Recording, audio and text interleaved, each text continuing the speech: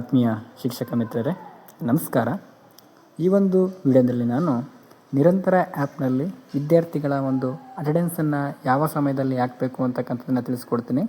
ಯಾರು ನಮ್ಮ ಚಾನಲ್ನ ಸಬ್ಸ್ಕ್ರೈಬ್ ಮಾಡಿಲ್ಲ ಈಗಲೇ ಸಬ್ಸ್ಕ್ರೈಬನ್ನು ಮಾಡ್ಕೊಳ್ಳಿ. ನಿರಂತರ ಆ್ಯಪ್ನಲ್ಲಿ ಹಾಜರಾತಿಯನ್ನು ಹಾಕ್ತಕ್ಕಂಥದ್ದು, ಮಕ್ಕಳ ಹಾಜರಾತಿಯನ್ನು ಹಾಕ್ತಕ್ಕಂಥ ಒಂದು ಸಮಯ ಬದಲಾವಣೆಯಾಗಿದೆ. ಆ ಸಮಯದಲ್ಲಿ ನೀವೇನು ಮಾಡಬೇಕಾಗುತ್ತೆ, ಮಕ್ಕಳ ಒಂದು ಹಾಜರಾತಿಯನ್ನು ಹಾಕಬೇಕಾಗುತ್ತೆ. ಆವಾಗ ಆ ಆ್ಯಪು ತಗೊಳ್ತದೆ ಅಂತ ಹೇಳ್ಬೋದು. ಈಗ ನೋಡಿ, ನೀವು ಸೋಮವಾರದಿಂದ ಶುಕ್ರವಾರದ ತನಕ ಬೆಳಿಗ್ಗೆ 11:15ರಿಂದ 12:15 ತನಕ ಓಪನ್ ಇರ್ತದೆ ಬೆಳಗ್ಗಿನ ಅವಧಿಯ ಅಟೆಂಡೆನ್ಸು.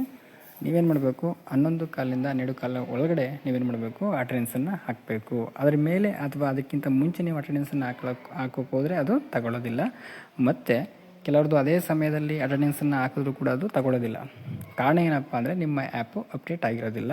ದಯವಿಟ್ಟು ಫಸ್ಟು ನಿಮ್ಮ ಆ್ಯಪನ್ನು ಅಪ್ಡೇಟನ್ನು ಮಾಡ್ಕೊಳ್ಳಿ. ಮತ್ತು ಮಧ್ಯಾಹ್ನದ ಒಂದು ಅವಧಿಯನ್ನು ನೋಡೋದಾದರೆ 2:15ರಿಂದ 3:15 ತನಕ ಸಮಯ ಇರ್ತದೆ.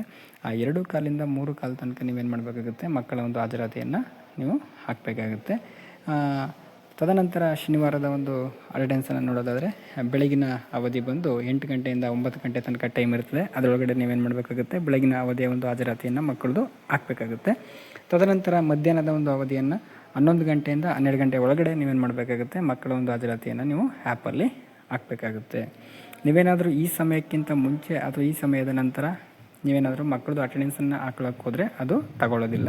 ಜೊತೆಗೆ ಆ ಸಮಯದಲ್ಲಿ ನೀವು ಅಟೆಂಡೆನ್ಸ್ ಹಾಕಿದ್ರೂ ಕೂಡ ಅದು ಸಮಯ ಮೀರಿದೆ ಅಥವಾ ಇನ್ನೂ ಓಪನ್ ಆಗಿಲ್ಲ ಅಂತಕ್ಕಂಥ ಒಂದು ಮೆಸೇಜ್ಗಳು ನಿಮಗೆ ಕಾಣಿಸುತ್ತೆ. ಕಾರಣ ಏನಪ್ಪ ಅಂದರೆ ನಿಮ್ಮ ಆ್ಯಪ್ಗಳು ಅಪ್ಡೇಟ್ ಆಗಿರೋದಿಲ್ಲ. ಒಂದ್ಸರಿ ಅಪ್ಡೇಟ್ ಮಾಡಿಕೊಂಡು ಒಂದ್ಸರಿ ಫೋನನ್ನು ಏರೋಪ್ಲೇನ್ ಮೋಡಕ್ಕೆ ಮತ್ತು ಏರೋಪ್ಲೇನ್ ಮೋಡ್ ತೆಗಿರಿ.